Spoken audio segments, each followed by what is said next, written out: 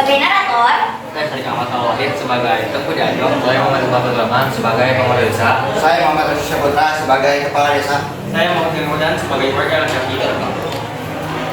di sebuah sudut tanah Aceh yang jauh dari hiruk-pikuk kota, berdirilah sebuah desa kecil yang hidupnya tidak diukur oleh gemerlap dunia, melainkan oleh ketenangan jiwa. Desa ini tidak dikenal dengan bangunan megah, tetapi karena nilai-nilai yang dijaga dari generasi ke generasi. Pagi dibuka dengan doa, malam ditutup dengan harapan. Di desa inilah hidup seorang ulama sederhana yang oleh warga dipanggil Tuku Dianjong.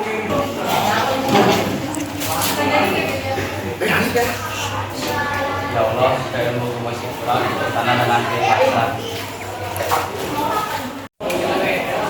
Beginilah desa yang terdahulu, sederhana namun penuh adat. Yang muda Muhammad, yang tua membimbing dengan sabar. Kesalahan ditegur dengan lembut, bukan dengan amarah. Namun, waktu tidak pernah berhenti, ia membawa perubahan. Dan tidak semua perubahan datang bersama kesiapan hati.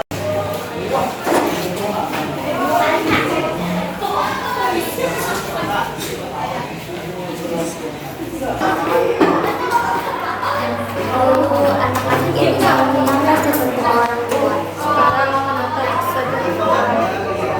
bukan karena mereka lupa cara sopan, tapi karena perhatian mereka yang perlahan berpaling ke dunia yang lebih besar. Mungkin zaman sudah berbeda, Bu. Zaman mulai berubah dan tidak boleh hilang. Pemuda adalah api, jika diarahkan ia menerangi, jika dilepas tanpa kendali ia membakar. Kita hidup di zaman modern, tapi hidup kita masih diatur terus. Benar, itu sudah dosa. Karena gitu, Mereka tidak menolak kebaikan, mereka hanya lelah merasa selalu disalahkan. Setiap langkah kita selalu salah di mata Tengku. Tapi kalau semuanya bebas tanpa batas, bukankah itu akan membawa masalah? Masalah datang karena kita terlalu dikekang. Nah, dulu desa ini damai bukan karena takut, tapi sadar mana yang benar. Aku takut desa ini kehilangan arah.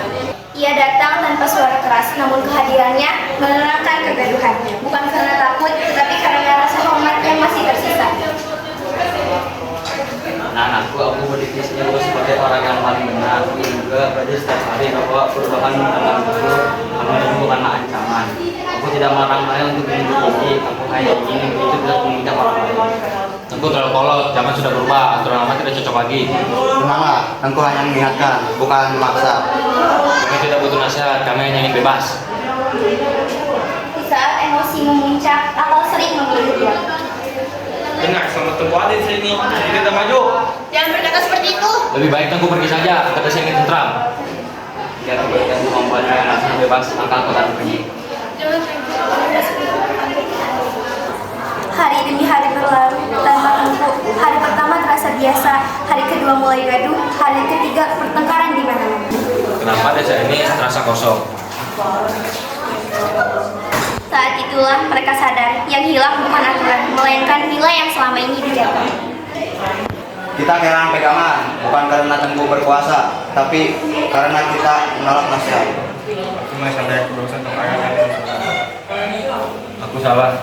Aku menolak nasihat yang tulus. Andai Tengku mau masuk kembali.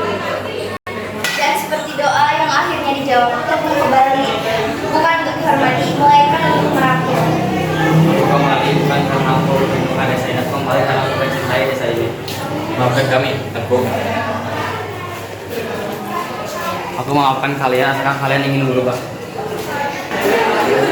Sejak hari itu, warga mulai menyadari bahwa nasihat bukan musuh, melainkan bentuk kasih sayang. Bahwa ilmu tanpa akhlak adalah kehancuran, dan akhlak adalah cahaya yang menjaga perubahan tetap di jalan yang benar.